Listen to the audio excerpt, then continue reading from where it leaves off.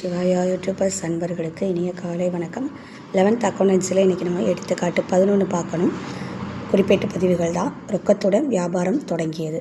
இது எல்லாருக்கும் தெரிஞ்சது தான். என்னது, ரொக்கம் வியாபாரத்துக்குள்ளே வருது. ரொக்க கணக்கு பற்று, சந்திரனின் முதல் கணக்கு வரவு, வங்கியில் ரொக்கம் செலுத்தியது, வங்கி கணக்கு பற்று, ரொக்க கணக்கு வரவு, ரவியிடமிருந்து சரக்குகள் கொள்முதல் செய்யப்பட்டு இணைய வங்கி மூலம் செலுத்தப்பட்டது. கொள்முதல்னு சொல்லிட்டாங்க. அப்போ கொள்முதல் கணக்கு பற்று, வங்கி கணக்கு வரவு. இங்கே ரவிங்கிறத நம்ம என்ன செய்யக்கூடாது, எடுக்கக்கூடாது. 90,000. ஓகேங்களா.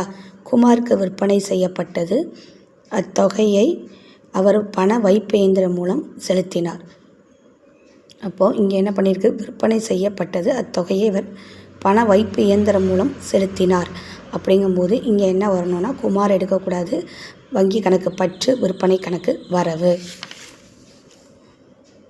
விற்பனை கணக்கு வரவு. அடுத்து, விவேக்கிற்கு விற்பனை செய்ததற்கான தொகையினை அவர் எடுப்பு அட்டை மூலம் செலுத்துகிறார். அப்போது இதுக்கும் என்னதான், விற்பனை செய்ததற்கான தொகை. அப்போ விற்பனை வரவு, வங்கி கணக்கு பற்று, விற்பனை கணக்கு வரவு 60,000. கீர்த்தனாவிற்கு சரக்குகள் விற்ற தொகை, கீர்த்தனாவிற்கு சரக்குகள் விற்ற தொகை. அப்போது சரக்குகள் நம்ம என்ன பண்ணியிருக்கோம், விற்பனை பண்ணியிருக்கோம். யாருக்கு விற்பனை பண்ணியிருக்கோம், கீர்த்தனாவிற்கு. அப்போது சரக்குகள் விற்ற தொகை.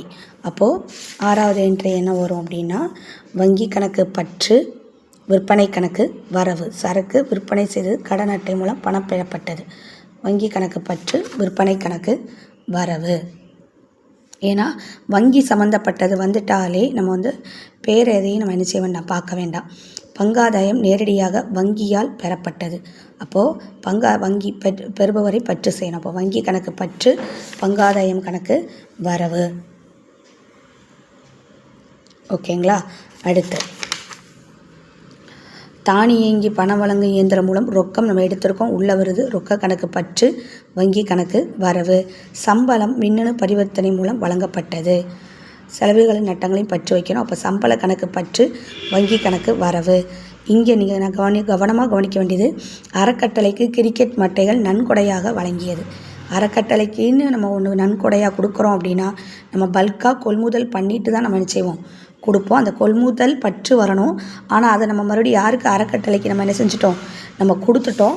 அதனால கொள்முதல் வரவில் வரணும். நன்கொடை கணக்கு பற்று, கொள்முதல் கணக்கு வரவு. உங்களுக்கு இந்த சம் புரிஞ்சிருக்கும்னு நினைக்கிறேன். புரிஞ்சிருந்தால் லைக், ஷேர் அண்ட் சப்ஸ்கிரைப். எதுவும் டவுட் இருந்தால் கமெண்ட் பாக்ஸில் கமெண்ட் பண்ணுங்கள். Thank you students.